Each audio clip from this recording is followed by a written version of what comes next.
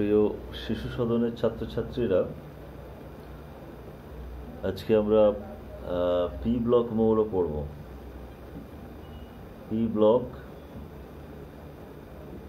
মৌল সমূহ। এর আগে তোমাদের দুটো চ্যাপ্টার হয়েছে, কঠিন পদার্থ এবং দ্রবণ।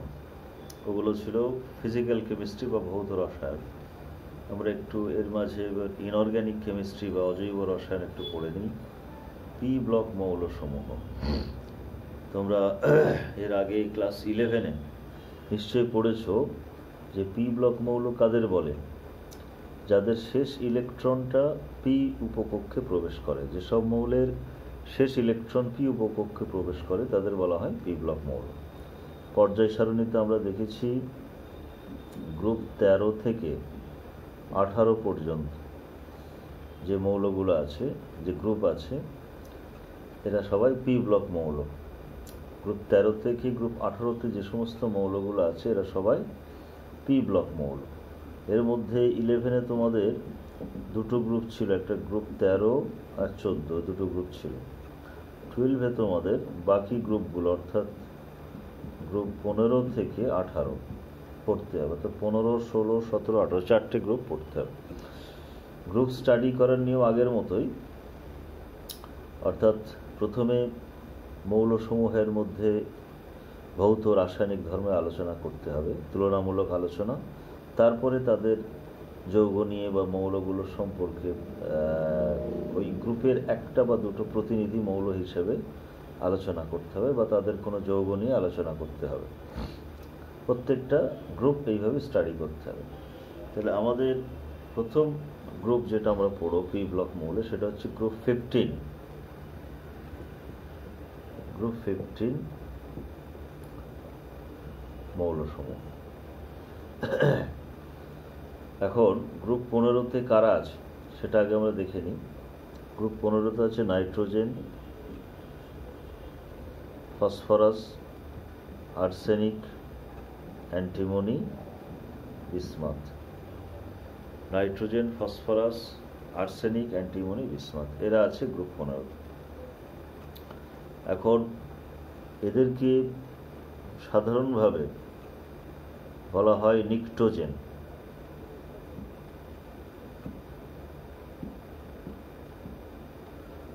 নিকটোজেন মৌল। কেন? নিকটোজেন কথার অর্থ হচ্ছে শ্বাসরুদ্ধকর অবস্থা। এখন যেহেতু এই গ্রুপে নাইট্রোজেন আছে, নাইট্রোজেন শ্বাসকার্যে সহায়তা করে না, বরং সাফোকেশন সৃষ্টি করে, শ্বাসরুদ্ধকর অবস্থা সৃষ্টি করে। সেই জন্য নাইট্রোজেনের কারণে সবারই বদনাম হয়ে গেছে, পুরো গ্রুপটাকে নিকটোজেন বলে দেওয়া হয়েছে। যাই হোক, এটা একটা এমনি নাম, নিকটোজেন। আর এদের সাধারণ ইলেকট্রন বিন্যাস হচ্ছে NH2NP3, অর্থাৎ সর্ববহিস্থ যে কক্ষ তার S উপকক্ষে দুটো ইলেকট্রন আর P উপকক্ষে তিনটে ইলেকট্রন থাকে। এটাকে বলা হয় হাফ ফিল্ড। এটাকে বলা হয় হাফ ফিল্ড ইলেকট্রন বিন্যাস। এখন আমাদের এই মৌলগুলো সম্পর্কে সাধারণভাবে আলোচনা করতে হবে। তো প্রথম কথা, প্রকৃতিতে আমরা এই মৌলগুলোকে কি হিসাবে পাই? নাইট্রোজেনকে যেমন বায়ুমণ্ডলে পাই, কিন্তু বায়ুমণ্ডলে নাইট্রোজেন সরাসরি আমরা ব্যবহার করতে পারি না, নাইট্রোজেন ফিক্সেশনের মাধ্যমে করা হয়। এছাড়াও কিছু নাইট্রেট সল্ট আছে, যেমন ধরো NaNO3 একটা নাইট্রেট সল্ট, এটার নাম হচ্ছে চিলি সল্টপিটার।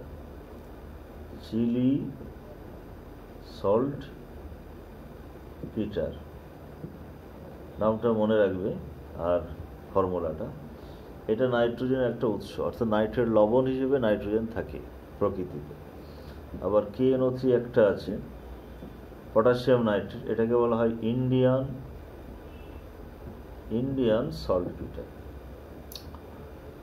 তাহলে নাইট্রোজেনের যেমন নাইট্রাইট লবণ আমরা পাই, আবার ফসফরাসের Ca3PO4 2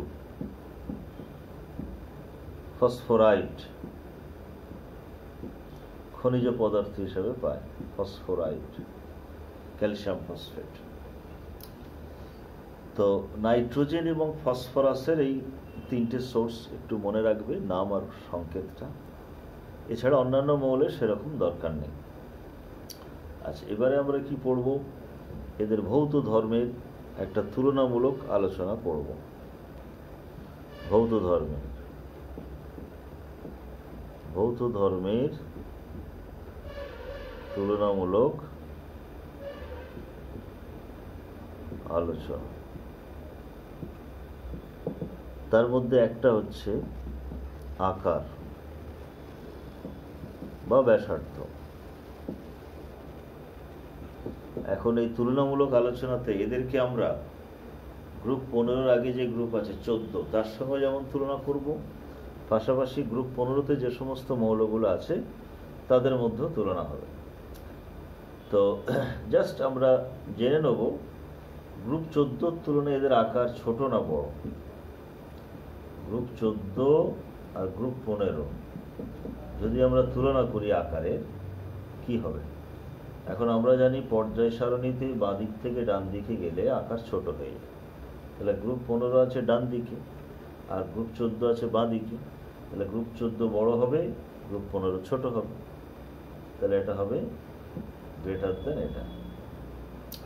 আবার গ্রুপ 15-তে যে সমস্ত মৌল আছে nitrogen, phosphorus, arsenic, antimony, bismuth, এদের আকার কি হবে? উপর থেকে আমরা যদি নিচের দিকে যাই তাহলে আকার কি হয়? বেড়ে যায়। একটা করে কক্ষ বাড়ে, নিউক্লিয়াস থেকে দূরত্ব বাড়ে, তাহলে আকার বেড়ে যায়। তাহলে nitrogen less than phosphorus, less than arsenic, less than antimony, less than bismuth. এখানে ব্যাখ্যা দরকার নেই, এগুলো আমরা ক্লাস 11-এ ব্যাখ্যা পড়েছিলাম কেন বাড়ে ইত্যাদি।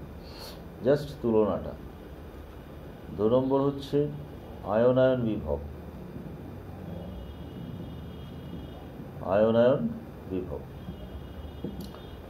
বিভব তোমরা পর্যায় সারণীতে পড়েছো। কাকে বলে? যে কোনো পরমাণুর শেষ কক্ষের একটা ইলেকট্রনকে তাড়াতে যে শক্তিটা লাগে সেটা। তাহলে সেই আয়নায়ন বিভব যদি আমরা গ্রুপ 14-র সঙ্গে তুলনা করি, গ্রুপ 14 আর গ্রুপ 15 কি হবে? এমনিতে পর্যায় বরাবর বাঁ দিক থেকে ডান দিকে গেলে আয়নায়ন বিভব বাড়ে। তাহলে 15 তো ডান দিকে আছে, এদের বেশি হবে, আর এই বাঁ দিকে আছে, এদের কম হবে। তাহলে লেস দেন হবে। ঠিক আছে। এছাড়াও এর ইলেকট্রন বিন্যাস হচ্ছে NS2 NP3 হাফ ফিল্ড, আর এদের NS2 NP2 হাফ ফিল্ড নয়। এটা বেশি স্থায়ী, এটা কম স্থায়ী। তাহলে বেশি স্থায়ী হলে সেখান থেকে ইলেকট্রনকে তাড়াতে বেশি শক্তি লাগে, সেই সেন্সেও এদের আয়নন বিভবের মান বেশি। এখন নিজেদের মধ্যে যদি আমরা তুলনা করি, nitrogen, phosphorus, arsenic, antimony, bismuth, যদি আমরা উপর থেকে নিচের দিকে যাই তাহলে আয়নন বিভব কি হবে?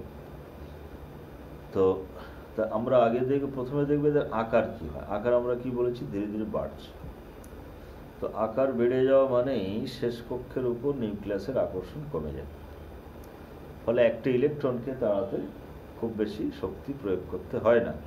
তার মানে আকার বড় হলে আয়নন বিভবের মান কমে যায়। সুতরাং আমরা বলবো N greater than P greater than S greater than S greater than Bi। মোটামুটি এরকম একটা পরিবর্তন। এবারে একটা জিনিস দেখা যাবে, আকার বা আয়নন বিভব প্রথম দিকে যে ডিফারেন্সটা হচ্ছে শেষের দিকে গিয়ে হয়তো সেই ডিফারেন্স হয় না। তার জন্য বিভিন্ন কারণ থাকে, ওগুলো এত ডিটেলস এখানে আমাদের দরকার। আয়নন বিভব হলো।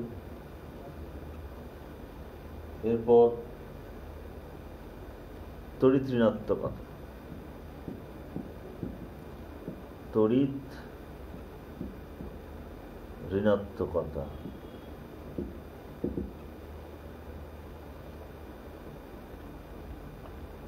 তড়িৎ ঋণাত্মকতা বলতে আমরা কি বুঝি? যে দুটো পরমাণু যখন একটা বন্ধনে বন্ধন করে, তখন সেই বন্ধন ইলেকট্রন জোড়ের উপর দুজনের যে আকর্ষণ, সেটাকে বলা হয় তড়িৎ ঋণাত্মকতা।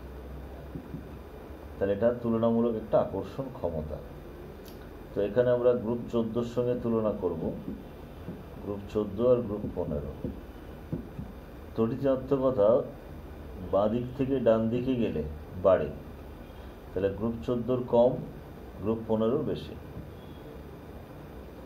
আর উপর থেকে নিচে গেলে কমে যায়, উপর থেকে নিচে গেলে কমে যায়। তাহলে nitrogen greater than phosphorus greater than arsenic, antimony greater than bismuth. তো এগুলো ব্যাখ্যার কোনো দরকার নেই, জাস্ট জেনে রাখা। তড়িৎ ঋণাত্মকতা হলো। আচ্ছা, ধাতব ধর্ম কি হবে? ধাতব ধর্ম যদি আমরা গ্রুপ 14 সঙ্গে তুলনা করি, আমরা জানি পর্যায় সারণীতে বাঁদিকে যারা থাকে তারা বেশিরভাগ ধাতু, গ্রুপ 1 ক্ষার ধাতু, গ্রুপ 2 ক্ষারীয় মৃত্তিকা ধাতু, আর ডান দিকে যারা থাকে তারা সাধারণত অধাতু। আবার উপর দিকে যারা থাকে তারা অধাতু, ডান দিকে উপর দিকে যারা থাকে অধাতু, মাঝখানে ধাতু কল্প, নিচের দিকে ধাতু। এনিওয়ে, যদি আমরা গ্রুপ 14 সঙ্গে গ্রুপ 15 তুলনা করি, তাহলে গ্রুপ 14 ধাতব ধর্ম বেশি হবে গ্রুপ 15 থেকে, বা গ্রুপ 15 অধাতব ধর্ম বেশি হবে গ্রুপ 14 থেকে। আর নিজেদের মধ্যে যদি তুলনা করি, যত আমরা নিচের দিকে নামবো তত ধাতব ধর্ম বাড়বে। সেটা আমরা এখান থেকে বুঝতে পারছি। দেখো, বিসমাথ হচ্ছে ধাতু, এরা দুজন হচ্ছে ধাতু কল্প, ধাতু কল্প, আর এরা দুজন হচ্ছে অধাতু। তার মানে অধাতু আস্তে আস্তে ধাতু কল্প হয়ে ধাতুতে চলে যাচ্ছে। তার মানে ধাতব ধর্মটা ধীরে ধীরে কি হচ্ছে? বাড়ছে। তাহলে ধাতব ধর্মের ক্রম nitrogen less than phosphorus, less than arsenic, less than antimony, less than bismuth হলো। তো এটা স্বাভাবিক, কারণ ধাতব ধর্ম নির্ভর করছে কে কত সহজে ইলেকট্রন ছাড়তে পারে। ইলেকট্রন যারা ছেড়ে দিতে পারে সহজে তারা ধাতু হয়, আর ইলেকট্রন যারা সহজে নিতে পারে তারা অধাতু হয়। এখন ইলেকট্রন ছাড়ার প্রশ্নটা আবার আকারের সঙ্গে সম্পর্কযুক্ত। আকার বড় হলে সহজে ইলেকট্রন ছেড়ে দেয়। তো উপর থেকে নিচে আকার বাড়ছে আমরা বললাম, তাহলে আকার যদি বাড়ে তাহলে সে সহজে ইলেকট্রন ছেড়ে দেবে, সেই জন্য বিসমাথ ধাতু। আর ধাতু কল্প মানে এদের মধ্যে ধাতু এবং অধাতু উভয়েরই ধর্ম আছে। তাহলে ধাতব ধর্ম ব্যাপারটা হলো। এখন বহুরূপতা,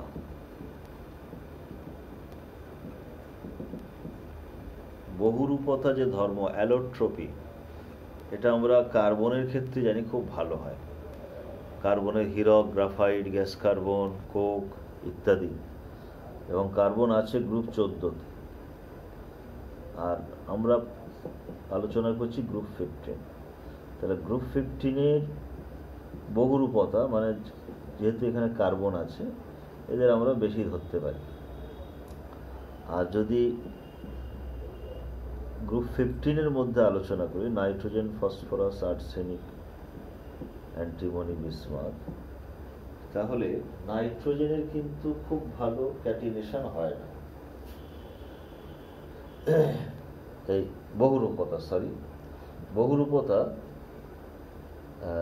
ভুল বললাম, হ্যাঁ, নাইট্রোজেনের বহু রূপভেদ আমরা সেরকম পাই না, কিন্তু ফসফরাসের পাই। ফসফরাসের আমরা সাদা, কালো, লাল, হ্যাঁ ইত্যাদি, রক্তিম ইত্যাদি কিছু রূপভেদ পায়। তাহলে বহুরূপতাটা এখানে খুব একটা বেশি ইম্পর্টেন্ট নয়, তবে ফসফরাসের রূপভেদ আছে, সেটা আমরা পড়ব। সাদা ফসফরাস, লাল ফসফরাস নিয়ে আমাদের পড়তে হবে। আচ্ছা, এছাড়াও ভৌত ধর্ম মানে ধরো ক্যাটিনেশন একটা ধর্ম আছে।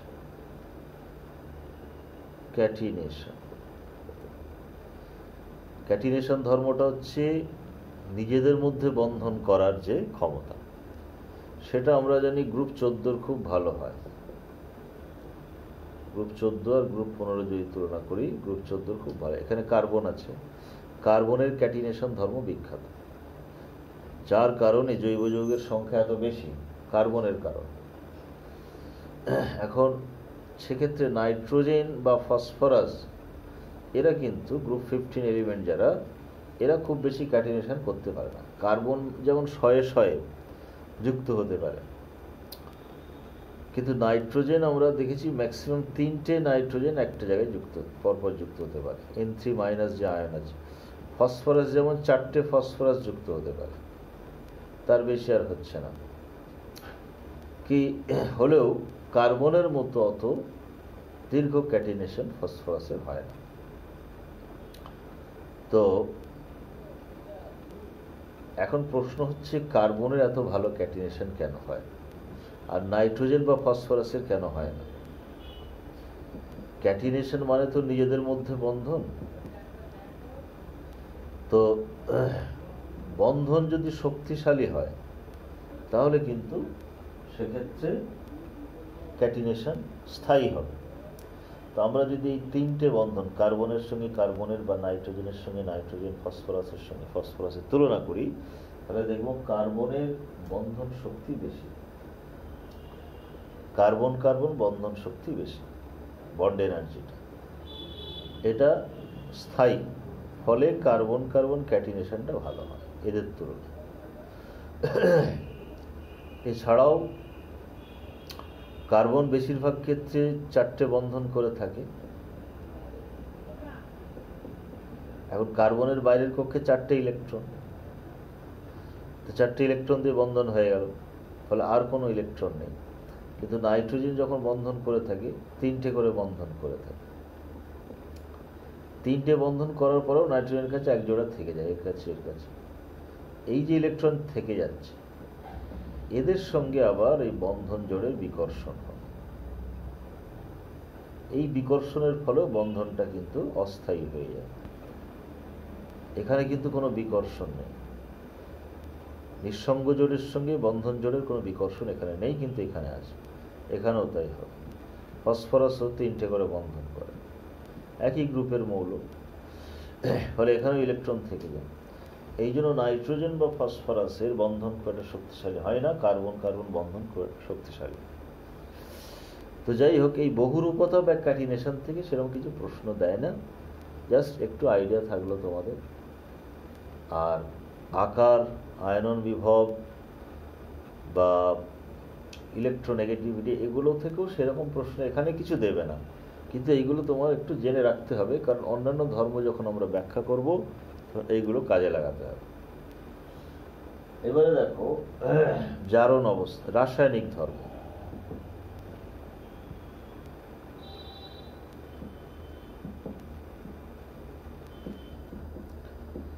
রাসায়নিক ধর্মের মধ্যে জারণ অবস্থাটা দেখো, 1 নম্বর জারণ অবস্থা। জারণ অবস্থা দুরকম হতে পারে, একটা নেগেটিভ আর একটা পজিটিভ। তো নেগেটিভটা আমরা আগে দেখি। আমরা আগেই বলেছি যে এদের বাইরের কক্ষের ইলেকট্রন বিন্যাস হচ্ছে NH2 NP3, বাইরের কক্ষে 5টা ইলেকট্রন আছে। তাহলে অষ্টক পূর্ণ করা বন্ধন যখন করতে যায় জারণ অবস্থা, মানে এরা যে যৌগগুলো গঠন করে সেখানে এদের জারণ অবস্থা কি হয়, ধনাত্মক না ঋণাত্মক? তো এদের দুটোই হয়। ঋণাত্মক হয় কেন? দেখো 5টা ইলেকট্রন আছে, তাহলে আর 3টে ইলেকট্রন যদি নিয়ে নিতে পারে, তাহলে এই বাইরের কক্ষে অষ্টক পূর্ণ হয়ে যাচ্ছে, 8টা ইলেকট্রন অষ্টক।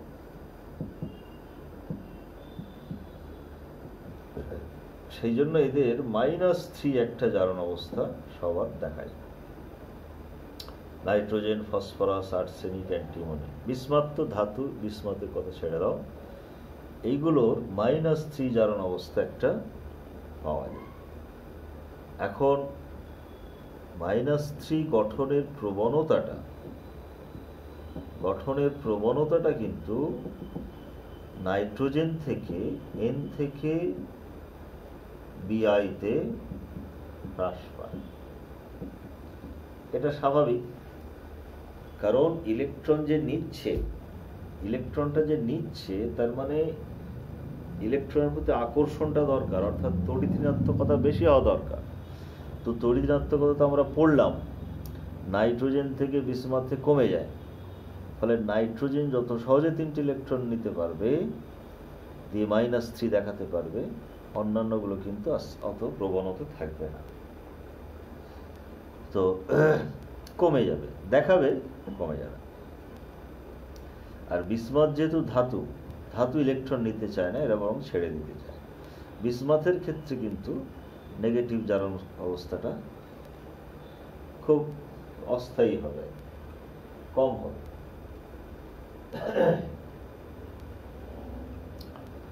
তো যাই হোক, নেগেটিভ জারণ অবস্থা আমরা পড়লাম। পজিটিভ জারণ অবস্থাটা কি হবে দেখো। পজিটিভ জারণ অবস্থা এখানে নাইট্রোজেনের ক্ষেত্রে আমরা +1 +2 +3। আচ্ছা, নেগেটিভের ক্ষেত্রে নাইট্রোজেনের -3 মানে -1 -2 -3 এগুলো হয়। আর অন্যান্য যারা তাদের শুধু -3। নাইট্রোজেনের কিন্তু -1 -2 -3 তিন রকমেরই আছে। তো এবার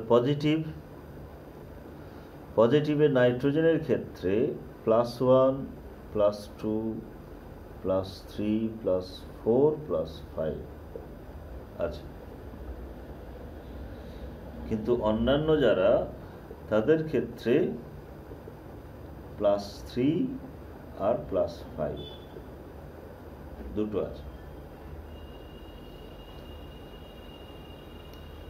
এখন এখানে প্রশ্ন আসবে যে নাইট্রোজেন এতগুলো জারণ অবস্থা কেন দেখাচ্ছে, একদম -3 থেকে +5 পর্যন্ত মোট কতগুলো, 1 2 3, এখানে আবার জিরোটাও ধরতে হবে, 0 4 5 6 7 8 9 খানা জারণ অবস্থা। প্রত্যেকটা অবস্থার যৌগ আছে, যেমন ধরো তোমার NH2OH, এই যে যৌগটা হাইড্রক্সিল্যামিন, এখানে নাইট্রোজেনের জারণ সংখ্যা হচ্ছে -1। আচ্ছা, N2H4 হাইড্রোজেন, এখানে জারণ অবস্থা -2। আর NH3 এখানে জারণ অবস্থা -3। N2 হলে সেটা 0। Nitrous oxide +1, nitric oxide +2, nitrogen trioxide +3, nitrogen dioxide +4, বা N2O4 যেটা এখানেও +4, আর N2O5 যেটা +5। তাহলে দেখো 1 2 3 4 5 6 7 8 9 খানা জারণ অবস্থা নাইট্রোজেনের আছে, প্রত্যেকটার একটা করে যৌগ। অনেক সময় উদাহরণ চাওয়া হয় যে নাইট্রোজেনের -2 জারণ অবস্থা যৌগের একটা উদাহরণ দাও, তখন এটা দিতে হবে। এটার নাম হচ্ছে হাইড্রোজেন। নাম দরকার নেই, অন্তত সংকেতটা দিলেই হবে। হাইড্রক্সিল্যামিন, হাইড্রোজেন, অ্যামোনিয়া, এগুলো। আচ্ছা, এখন প্রশ্ন আসতে পারে যে অন্যান্য মৌলের যেখানে মাত্র দুটো হচ্ছে প্লাস, নাইট্রোজেনের সেখানে এতগুলো হচ্ছে কি করে?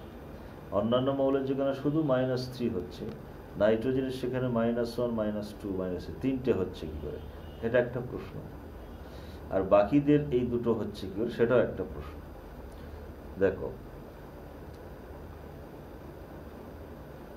নাইট্রোজেন নাইট্রোজেন আকারে ছোট, ক্ষুদ্র আকার, আর তড়িৎ ঋণাত্মকতা বেশি, তড়িৎ ঋণাত্মক মৌল। ওর গ্রুপে যারা আছে তাদের থেকে নাইট্রোজেনের তড়িৎ ঋণাত্মকতা সবচেয়ে বেশি। আর পাই বন্ধন গঠনের তড়িৎাত্মকতা বেশি, পাই বন্ধন গঠনের প্রবণতা বেশি। এই যে তিনটে কারণ, এই তিনটে কারণে নাইট্রোজেনের এতগুলো জারণ অবস্থা হচ্ছে। অন্যান্য মৌলের ক্ষেত্রে আকার বেড়ে যাচ্ছে, তড়িৎাত্মকতা কমে যাচ্ছে, আর এই পাই বন্ধন ভালো হয় না। নাইট্রোজেনের পাই বন্ধন হয় বলে নাইট্রোজেন বিভিন্নভাবে হাইড্রোজেনের সঙ্গে অক্সিজেনের সঙ্গে যুক্ত হতে পারছে, ফলে সেখানে জারণ অবস্থাটা এরকম হয়ে যাচ্ছে, এতগুলো হয়ে যাচ্ছে। যেমন ধরো নাইট্রিক অক্সাইড, সেখানে অক্সিজেনের সঙ্গে ডাবল বন্ড করে আছে, বা নাইট্রোজেন ট্রাইঅক্সাইডে, ডাইঅক্সাইডে, পেন্টঅক্সাইডে সব ডাবল বন্ড করতে পারছে, পাই বন্ধন। কিন্তু অন্যান্য মৌল পাই বন্ধন গঠন করতে পারে না, সেই জন্য তাদের জারণ অবস্থাটা এতগুলো হয় না। আচ্ছা, অন্যান্য মৌলের ক্ষেত্রে আমরা কিভাবে ব্যাখ্যা করব? ধরো phosphorus, ফসফরাসের 15টা electron, 1s2, 2s2, 2p6, 3s2, 3p3। এইটা হচ্ছে বাইরের কোণ।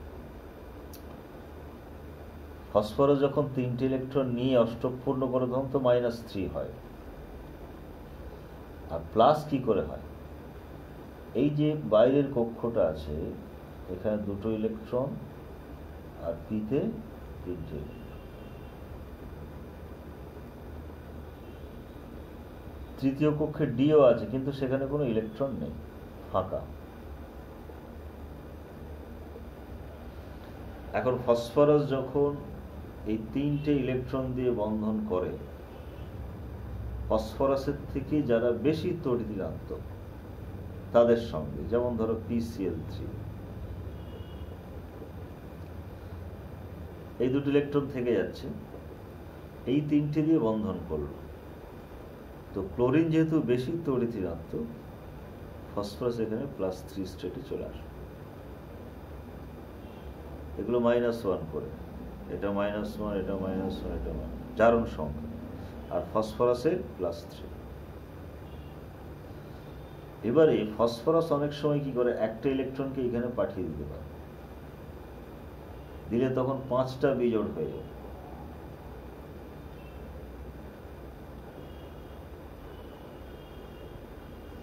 পাঁচটা বিজোড় হয়ে গেল। এখন এই 5টা বিজোড় ইলেকট্রন দিয়ে 5টা ক্লোরিনের সঙ্গে বন্ধন করতে হবে।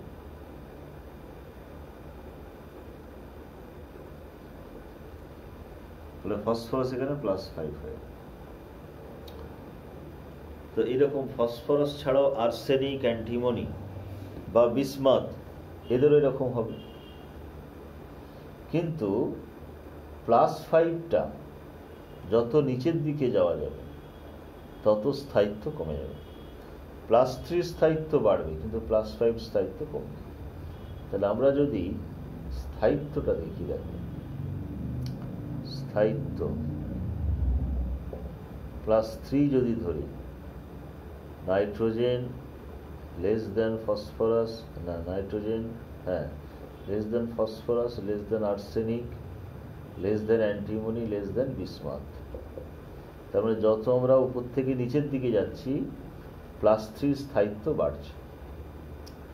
আর +5 যদি ধরি, nitrogen greater than phosphorus, greater than arsenic, greater than antimony, greater than bismuth. অর্থাৎ যত উপর থেকে নিচের দিকে যাব, +5 স্থায়িত্ব কমে যাবে। কেন কমে যাবে? কারণ এদের বাইরের কক্ষে NH2NP3 এই ইলেকট্রন বিন্যাস আছে। আগেই বললাম, যদি 5টা ইলেকট্রন দিয়েই বন্ধন করে, তখন +5 আসছে। আর যদি এইটা দিয়ে শুধু বন্ধন করে NP দিয়ে, তাহলে +3 আসবে। এখন এই যত আমরা নিচের দিকে নামবো, NS ইলেকট্রন দুটো কিন্তু নিষ্ক্রিয় জোড়ের মতো আচরণ করবে। নিষ্ক্রিয় জোড়, তোমরা এর আগে নিষ্ক্রিয় জোড় প্রভাব পড়েছ। N এর মান যত বাড়বে, নাইট্রোজেনের ক্ষেত্রে N এর মান 2, ফসফরাসের 3, আর্সেনিকের 4, অ্যান্টিমনির 5, বিসমাথের 6, তাহলে এই যে 5s বা 6s এই ইলেকট্রনগুলো নিষ্ক্রিয়। কেন? কারণ এরা নিউক্লিয়াস দিয়ে তীব্রভাবে আকৃষ্ট হয়, ফলে এই ইলেকট্রনগুলো দিয়ে ওদের বন্ধন করার প্রবণতা কমে যায়। তার ফলে +5-এর স্থায়িত্বটা কমে যাচ্ছে। যদি কখনো বন্ধন করেও ফেলে, তাহলে ওরা আবার চাইবে দুটো ইলেকট্রন এখানে নিয়ে নিতে, তার মানে অস্থায়ী হয়ে গেল। তো তাহলে আমরা যদি তুলনা করি, বিসমাথের +5 অবস্থাটার অস্থায়ী,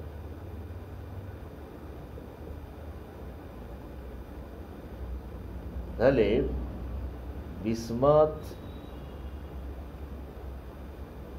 এই বিসমাথের যে পঞ্চযোজী মৌল Bi5 যৌগ যেগুলো থাকবে, এগুলো কি হবে? এখানে বিসমাথ যেহেতু +5 স্টেটে আছে, সে কি করবে? দুটো ইলেকট্রন নিয়ে +3-তে যাওয়ার চেষ্টা করবে। যেহেতু তুলনামূলকভাবে বিসমাথে +3 স্থায়িত্বটা বেশি স্থায়ী, তাহলে এ কি করবে? দুটো ইলেকট্রন নিয়ে এখানে চলে যাওয়া মানেই সে নিজেকে বিজারিত করলো, তাহলে অপরকে কি করবে? জারিত করবে। তার মানে Bi5 যৌগগুলো জারক দ্রব্য হিসাবে কাজ করবে। কেন জারক দ্রব্য বললাম?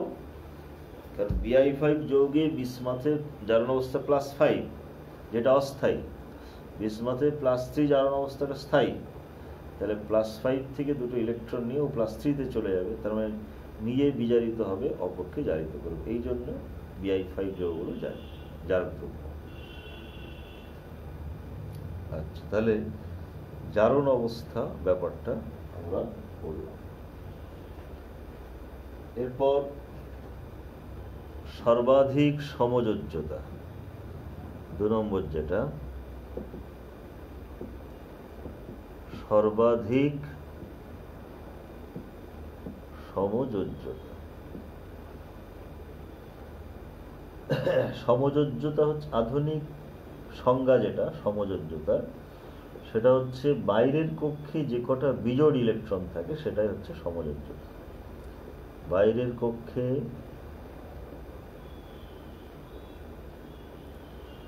বিজোড় ইলেকট্রন সংখ্যা সমান সমযোজ্যতা।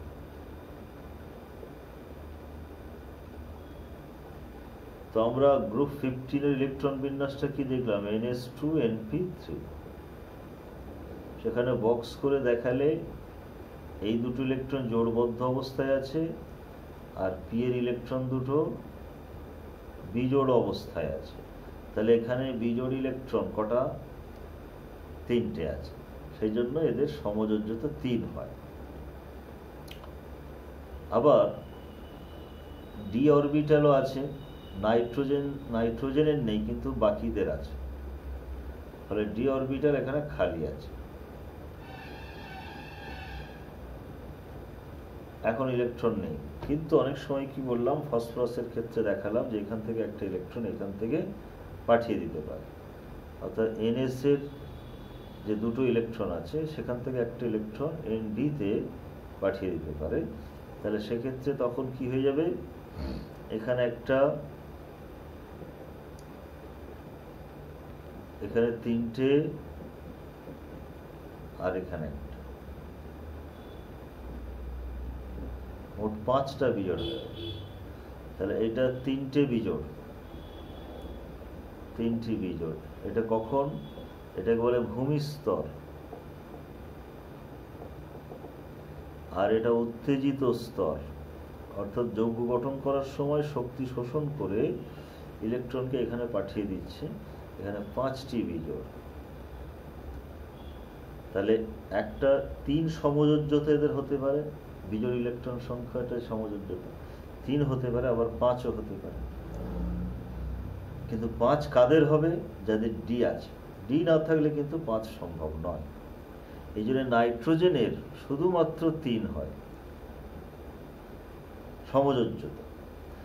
এছাড়া নাইট্রোজেন আরেকটা বন্ধন করতে পারে, সেটা কি? এই যে দুটো ইলেকট্রন, নাইট্রোজেনের তো এটা নেই, তাহলে এই 3টে দিয়ে 3টে বন্ধন করো, 3টে সমযোজ্যতা হলো। আর এই যে জোটটা আছে এটা দিয়ে একটা অসমযোজী বন্ধন করতে পারে, সেজন্য নাইট্রোজেনের 4 পর্যন্ত হতে পারে।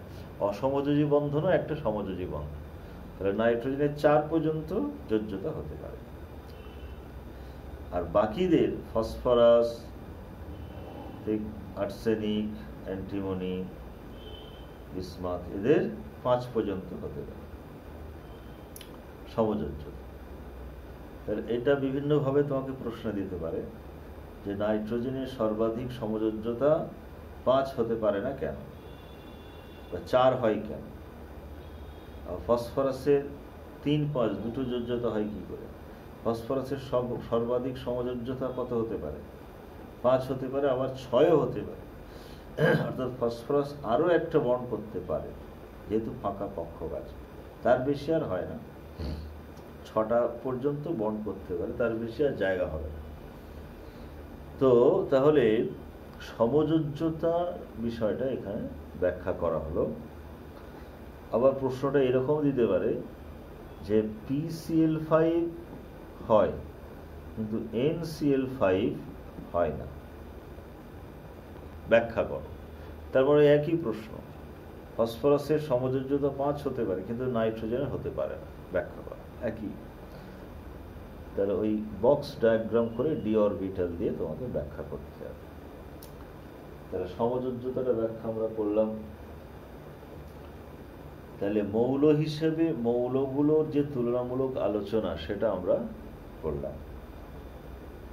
এখন এদের কিছু যৌগের আবার তুলনামূলক আলোচনা করতে হবে। যেমন প্রথম হচ্ছে হাইড্রাইড। হাইড্রাইড যৌগ,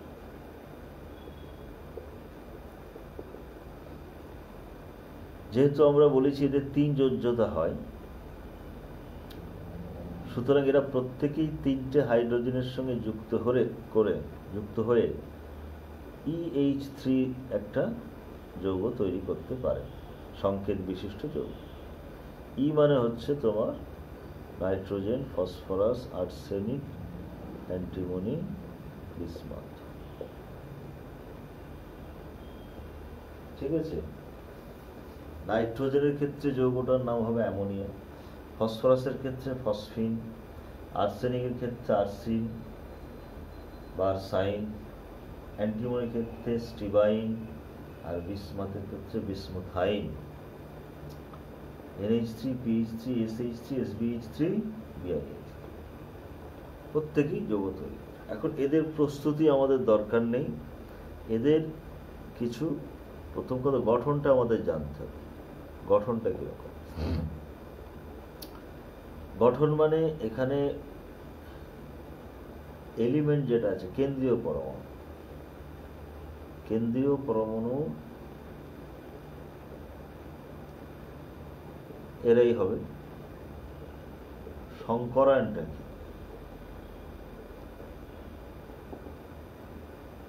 সংকরায়ন আমরা এইভাবে বের করতে হবে, H সমান half into V plus X minus C plus এ,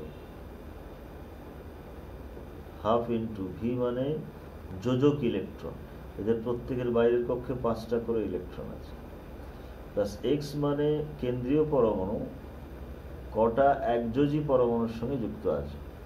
তো 3টে হাইড্রোজেনের সঙ্গে যুক্ত আছে, হাইড্রোজেন একযোজী, তাহলে 3। সি মানে ক্যাটায়নের আধান 0, এ মানে অ্যানায়নের আধান 0।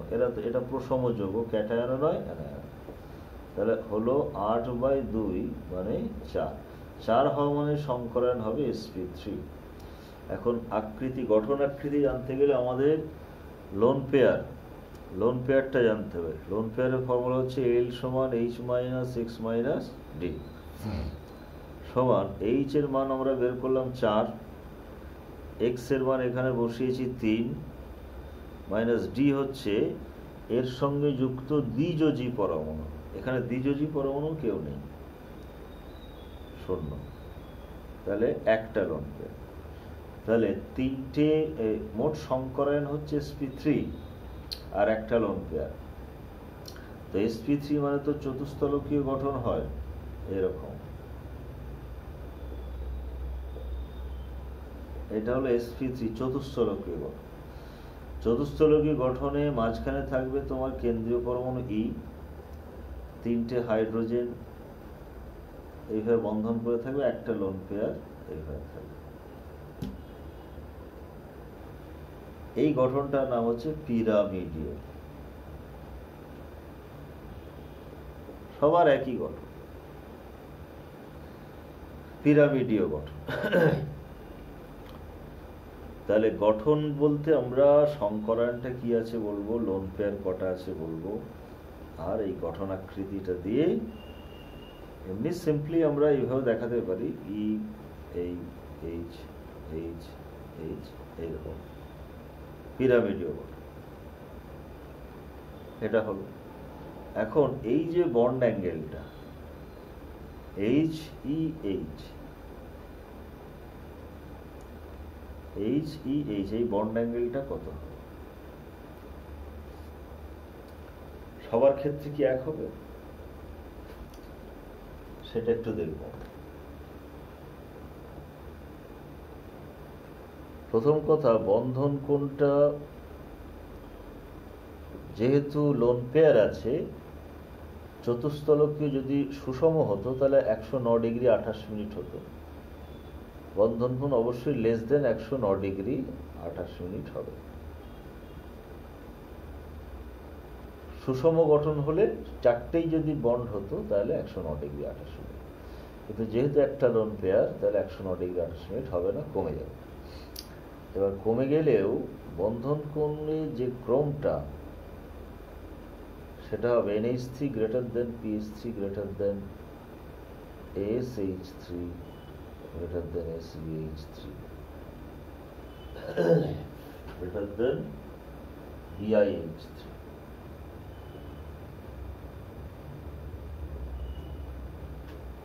তো অর্থাৎ বন্ধন কোণ ধীরে ধীরে কমে যাবে। কেন কমে যাবে? এটা আমরা 11-এ ভেসপার তত্ত্ব পড়েছি, VSEPR, সেই তত্ত্ব দিয়ে ব্যাখ্যা করতে হবে। ওই তত্ত্বে কি বলছে যে কেন্দ্রীয় পরমাণু যদি তড়িৎ ঋণাত্মকতা বেশি হয় তাহলে এই ইলেকট্রন জোড়গুলোকেও নিজের দিকে টেনে নেবে, ফলে এ বিকর্ষণ করে অ্যাঙ্গেলটা কমিয়ে দিতে চাইছে, কিন্তু এই ইলেকট্রনগুলো যেহেতু কাছে চলে গেছে তাহলে এরা ওই বিকর্ষণটাকে কিছুটা বাধা দিয়ে অ্যাঙ্গেলটাকে বাড়িয়ে দেবে। তো নাইট্রোজেন থেকে বিসমাথ পর্যন্ত নাইট্রোজেনের তড়িৎ ঋণাত্মকতা সবচেয়ে বেশি। তাহলে যখন এখানে নাইট্রোজেন থাকবে এই বন্ধন ইলেকট্রনগুলো নাইট্রোজেনের কাছে চলে আসবে, ফলে এই বিকর্ষণটাতে তখন খুব বেশি অ্যাঙ্গেল কমবে না, এদের বিকর্ষণে একটু অ্যাঙ্গেলটা বেড়েও যাবে, সেজন্য এর অ্যাঙ্গেলটা সবচেয়ে বড় হবে। ফসফরাস যখন আসবে তড়িৎ ঋণাত্মকতা কমে যাবে, বন্ধন জোড়গুলো একটু দূরে সরে যাবে, ফলে এর বিকর্ষণ বেড়ে যাবে। এখান থেকে আরো তড়িৎ ঋণাত্মকতা কমে যাচ্ছে, তার ফলে বন্ধন জোড়ের বিকর্ষণ কমে যাবে, এই বিকর্ষণটা বেশি হয়ে অ্যাঙ্গেল কমে যাবে। সেরকম হলে 11-এর বইটা একবার দেখে যেতে পারো, ভেসপার তত্ত্ব। এটা গেল বন্ধন কোণের ব্যাখ্যা। এবার আমরা এদের কিছু ধর্মের আলোচনা করব, যেমন এদের স্ফুটনাঙ্ক কি হয়।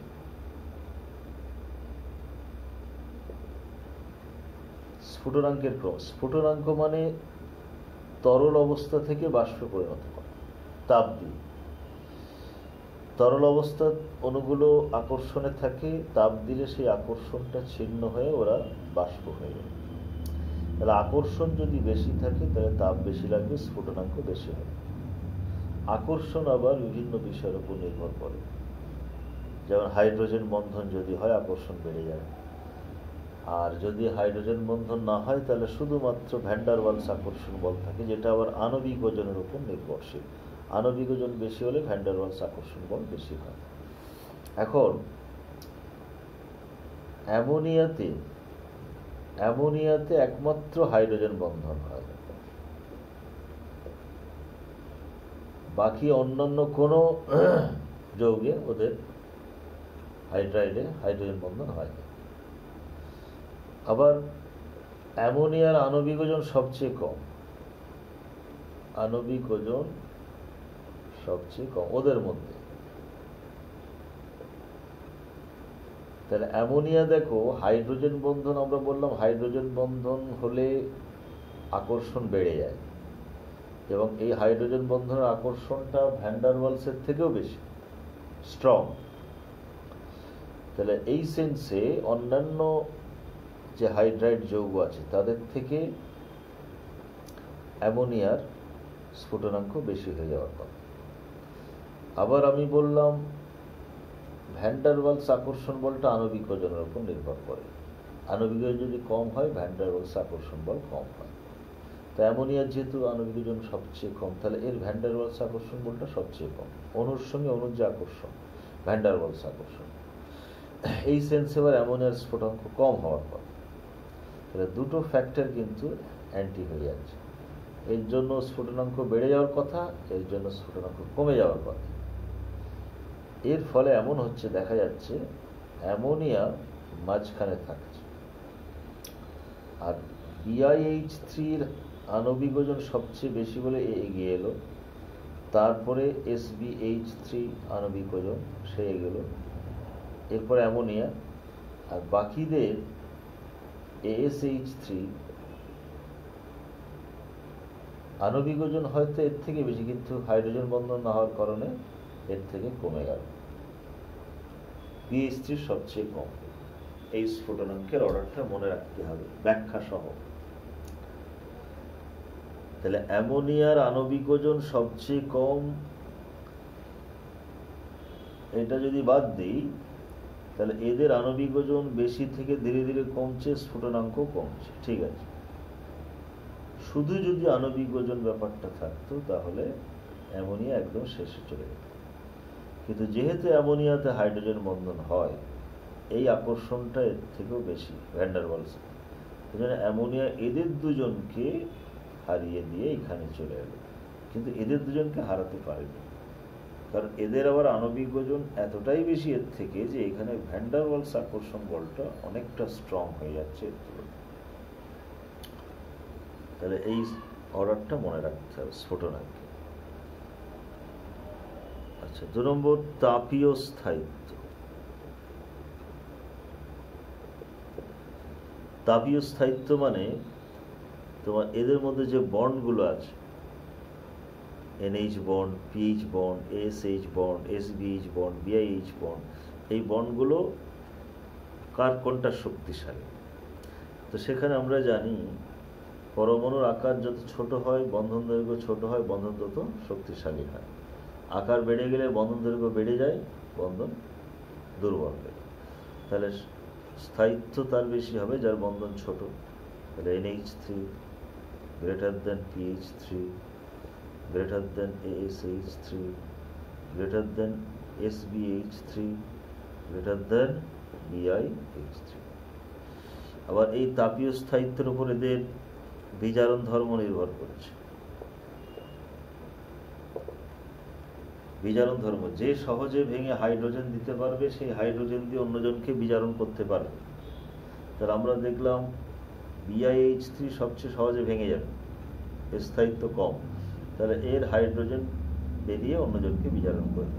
তাহলে বিজারণ ধর্মের ক্রম হবে BiH3 greater than SbH3 greater than ASH3 greater than PH3 greater than ammonia.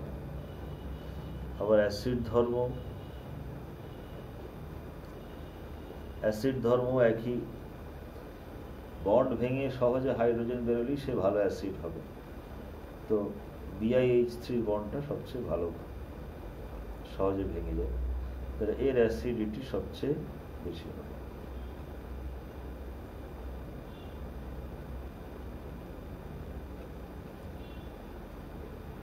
আর একটা ইম্পর্টেন্ট ধর্ম আমরা পড়ব, এটা হচ্ছে ক্ষারীয় ধর্ম। ক্ষারীয় ধর্ম কি হবে?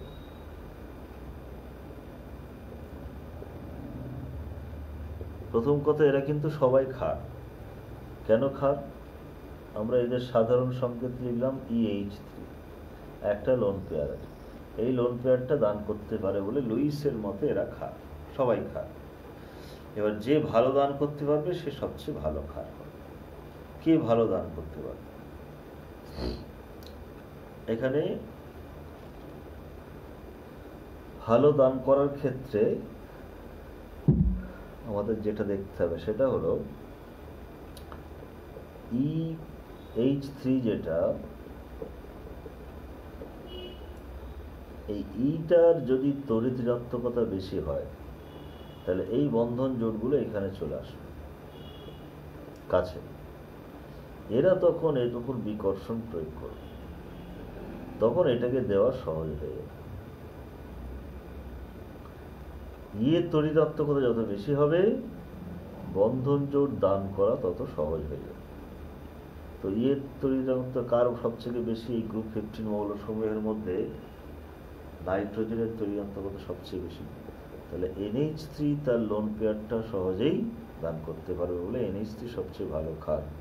তারপরে BH3, তারপরে SH3, তারপরে SBH3, তারপরে BiH3। তাহলে হাইড্রাইডের আমরা বিভিন্ন ধর্মগুলো, তুলনামূলক ধর্মগুলো আমরা পড়লাম। হাইড্রাইড যৌগ হয়ে গেল। এবারে অক্সাইড যৌগ, 2 নম্বর অক্সাইড যৌগ। গ্রুপ 15 মৌলগুলো 2 রকমের অক্সাইড তৈরি করে। একটা হচ্ছে E2O3 আর একটা E2O5। ই মানে nitrogen, phosphorus, arsenic, antimony, bismuth.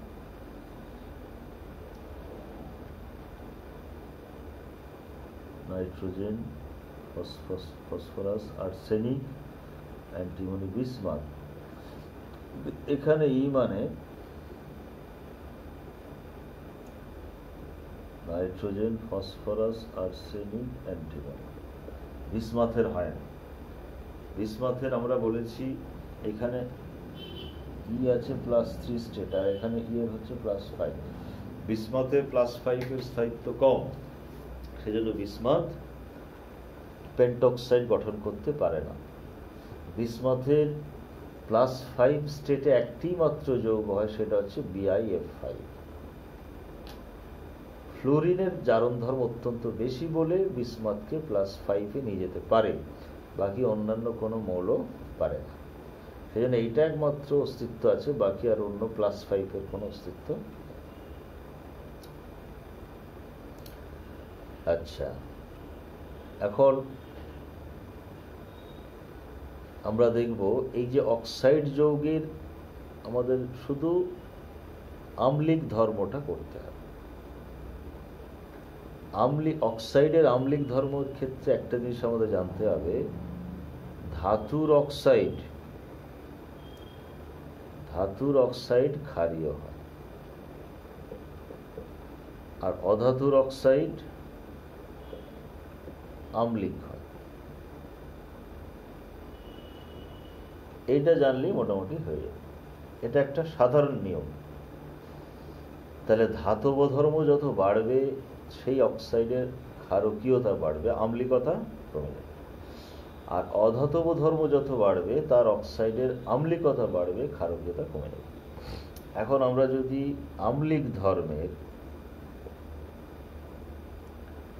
আম্লিক ধর্মের ক্রম লিখি, তাহলে ট্রাই অক্সাইড যদি হয় N2O3, P4O6, Sb4O6 আর Bi2O3। আচ্ছা, S4O6, Sb4O6, আর Bi2O3। এই যে ট্রাইঅক্সাইড, এদের দুজনের ক্ষেত্রে Bi2 মানে E2O3 হলো, আর এদের ক্ষেত্রে E4O6 কেন হচ্ছে? তার মানে এটা ডাবল হয়ে যাচ্ছে। P2O3 কে ডাবল করলে P4O6, এগুলোকে ডাবল করে দেওয়া হচ্ছে কেন? কারণ এরা ডাইমার হিসেবেই থাকে, ডাইমার হিসেবে স্থায়িত্বের জন্য।